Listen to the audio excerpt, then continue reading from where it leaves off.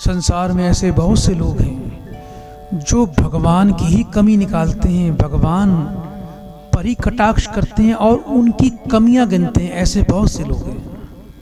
ऐसी एक छोटी सी कथा सुनाते हैं आपको। दो मित्र थे, दोनों एक से बढ़कर एक नास्तिक, परमात्मा को ना मानने वाले।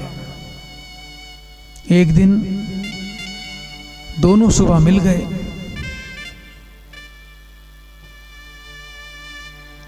और बोलते हैं कि यार परमात्मा ने भी क्या दुनिया बनाई है, ऐसी ऐसी चीजें देखकर मुझे बड़ा दुख होता है और ये साफ लगता है कि परमात्मा में बुद्धि नाम की तो कोई चीज ही नहीं है। क्या परमात्मा है? इससे बुद्धिमान तो हम ही हैं।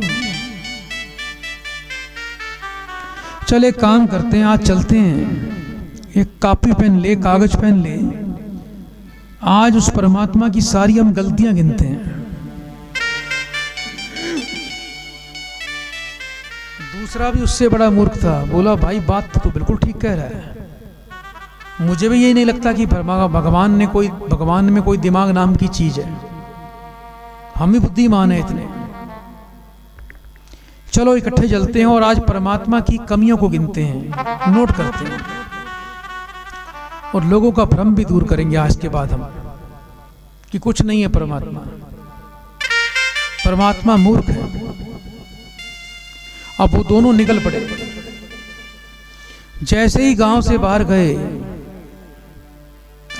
उनको एक महात्मा की कुटिया दिखाई दी। कुटिया काफी बड़ी थी, काफी बड़ी, उसमें झोपड़ी बनी हुई थी और उस झोपड़ी के ऊपर जो है बेल लटक रही थी। बेल उस झोपड़ी के ऊपर फैली हुई थी और उस बेल के ऊपर, बेल के साथ में कद्दू लगे हुए थे बड़े बड़े।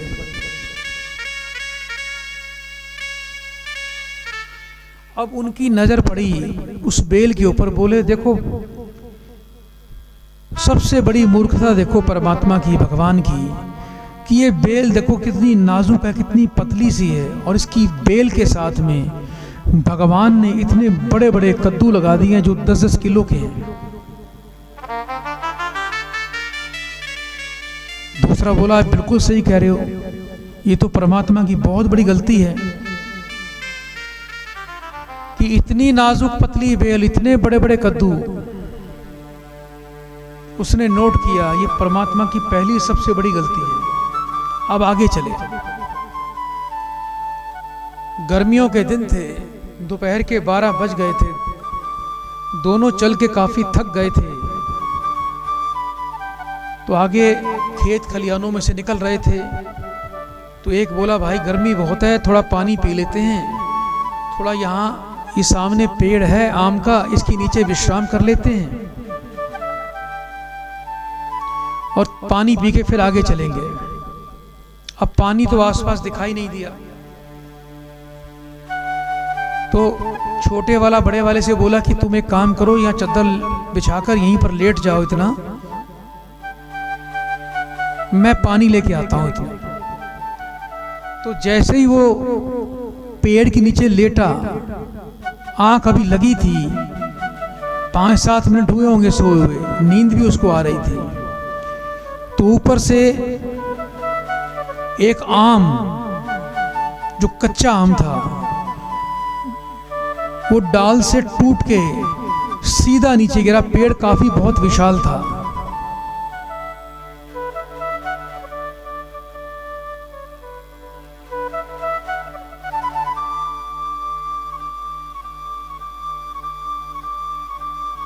वो आम जो है वो सीधा उसकी नाक की हड्डी पर गिरा और उसकी नाक की हड्डी टूट गई। अब उसको तो इतना दर्द उठा जैसे उसको किसने प्राण घातक उस पर हमला हो गया हो और उसके प्राण ही निकल गए। इस प्रकार से उसने चीख मारी कि हाय मर गया, हाय मर गया, हाय मर गया।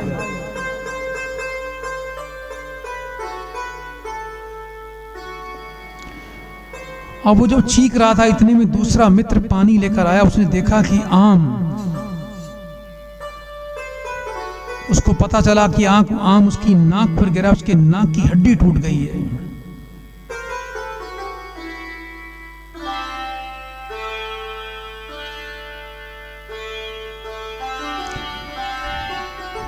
तो जो मित्र पानी लेकर आया उसने दूसरे से बोला कि यार एक बात बता, हम परमात्मा की गलती निकालने गए थे, हम इतने बड़े पेड़ पर जिस पे छोटे छोटे आम लगे हुए हैं, गलती तो ये भी है परमात्मा की, कितने बड़े पेड़ पर इतने छोटे आम लगा रखे हैं, लेकिन उस आम के गिरने से तेरी नाक की हड्डी टूट गई। अगर सोच कि इस बड़े विशाल पेड़ पर बड़े बड़े कद्दू लगे होते और वो आम की जगह अगर वो कद्दू तेरी नाक पर गिरता तो तेरे प्राण तो आज चले गए थे।